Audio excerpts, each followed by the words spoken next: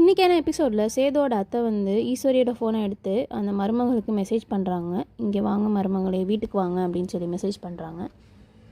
இது யாருக்குமே தெரியாமல் பண்ணுறாங்க. அப்போ திடீர்னு ஈஸ்வரியோட பொண்ணு வந்து வந்துடுறாங்க. உள்ளே வந்தோடனே அவங்க அந்த ஃபோனை வந்து அவங்க எடுத்துக்கிறாங்க. இவங்க ஒளிஞ்சுக்கிறாங்க. அடுத்ததாக பார்த்தீங்கன்னா ஈஸ்வரியோட அண்ணன் பொண்ணு வந்து வேகமாக படியில் ஓடி வராங்க.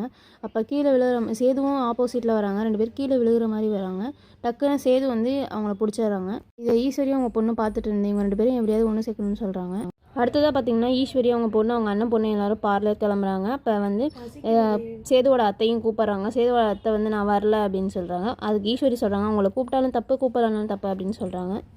இந்த பக்கம் பார்த்தீங்கன்னா தமிழ்ச்செல்வியை காட்டுறாங்க. தமிழ்ச்செல்வியோட ஃப்ரெண்டு சொல்கிறாங்க, இன்றைக்கி என் ஆளுக்கு வந்து எங்கே பார்த்தாலும் என்ன மாதிரியே தெரியுது அப்படின்னு சொல்லிட்டு இருக்காங்க. அப்போ தமிழ்ச்செல்வியும் எங்கே பார்த்தாலும் சேது மாதிரியே இமேஜின் பண்ணி பார்த்துட்ருக்காங்க. ஒரு சார் வராரு, அவரும் சேது மாதிரியே இருக்கார். பக்கத்தில் உட்காந்துருக்க ஃப்ரெண்டும் சேது மாதிரியே இருக்கான். அடுத்ததாக லாஸ்ட்டாக பார்த்தீங்கன்னா ஒரு மேம் வராங்க. அவங்களும் பார்க்க சேது மாதிரியே தெரியுறாங்க. புடவை கட்டியிருக்கனையும் விழுந்து சிரிக்கிறாங்க. இதை பார்த்து அந்த மேம் ஸ்டேட் ஃபர்ஸ்ட் வந்துட்டோன்னு ரொம்ப ஆடாத அப்படின்னு சொல்லி தமிழ்ச்செல்வியை திட்டுறாங்க. இதோட இன்றைக்கி இந்த எபிசோட முடிக்கிறாங்க. பாய்.